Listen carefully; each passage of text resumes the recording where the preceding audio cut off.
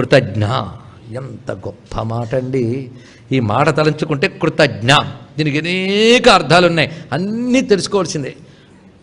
కృతజ్ఞ అంటే చేసినది తెలుసుకునేది, ఇది అర్థం. కృతం అంటే చేసినది, చెయ్యబడినది.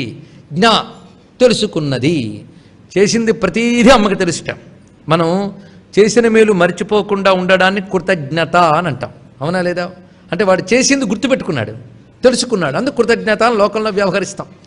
అమ్మవారికి కూడా అలాగే వ్యవహారం. అంటే తప్పేం లేదు, నువ్వు ఏం చేసావో అమ్మ గుర్తుపెట్టుకుంటుందని. మనం అనుకుంటాం ఇన్ని పూజలు చేసాం ఏమీ గుర్తుపెట్టుకోలేదు, నీకంటే ఎక్కువ గుర్తుపెట్టుకుంటుంది ఆ తల్లి. మన చుట్టూ ఉన్న వాళ్ళకంటే గుర్తుపెట్టుకుంటాడండి భగవంతుడు. మన ప్రతి మొర వింటాడు. ఎక్కడో తలుపు వేసుకుని అరిస్తే ఆ మొర చుట్టుపక్కల వాళ్ళు వినకపోవచ్చు, కానీ పరమాత్మ వింటాడు. లేకపోతే తన వాళ్ళు అనుకున్న 5గురు భర్తలు, పెద్దవాళ్ళు అనుకున్న వాళ్ళందరూ ఉన్న సభలో అవమానం జరుగుతూ ఉంటే కనిపిస్తున్న ఒక్కడు ఆదుకోలేదే.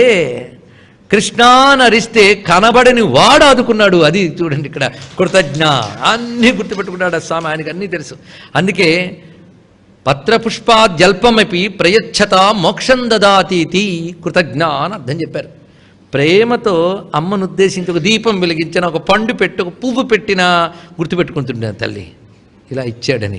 వాడికి ఏమి ఇవ్వాలా అని ఆలోచిస్తూ ఉంటుందిట. ఉత్తముల గుణం ఏంటంటే ఎవడైనా ఒక చిన్న ఉపకారం చేస్తే తిరిగి ఎప్పుడు ప్రత్యుపకారం చేద్దామా అని ఎదురు చూస్తూ ఉంటారట. మరి సుందరకాండలో అదే కదా, కృతే చ ప్రతికర్తవ్యం ఏష ధర్మ సనాతన చెప్తాడా లేదా?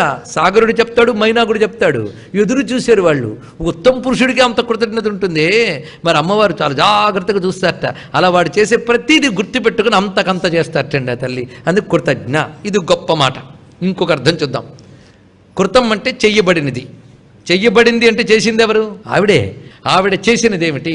ప్రపంచం. ఈ ప్రపంచమంతా మీరు నేను తయారు చేయలేదు కదా, కనుక ఎవరు చేశారు? ఆవిడే. కనుక ఆవిడ చేసిన ఈ ప్రపంచంలో ప్రతి అణువులో ఏం జరుగుతుందో ఆవిడకి తెలుసుట. కనుకనే ఈ విశ్వం కృతం, ఈ విశ్వంలో ప్రతిదీ తెలుసుకునే తల్లి ఆవిడ సాక్షి రూపంలో గమనిస్తూ ఉంటుంది. కృతజ్ఞ. అంత చూడగలదండి. అంటే ఎక్కడికక్కడ చూసే శక్తులు పెట్టింది రండి. అమ్మ పెట్టిన శక్తులు చూడండి, ప్రతివాడు ఏం చేస్తున్నాడో రికార్డు రాస్తూ ఉంటారట వీళ్ళు. అమ్మ పెట్టిన శక్తులు చూడండి, ప్రతివాడు ఏం చేస్తున్నాడో రికార్డు రాస్తూ ఉంటారట వీళ్ళు.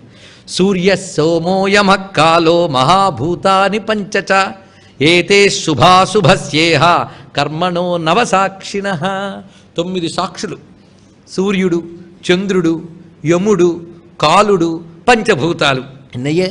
9. వీళ్ళ కన్ను కప్పి ఎవడైనా పనిచేయగలడా? కనుక ఇవన్నీ ఎవరి రూపాలు? అమ్మవారు. వీటి రూపంలో ప్రతిదీ తెలుసుకుంటూ ఉంటుంది.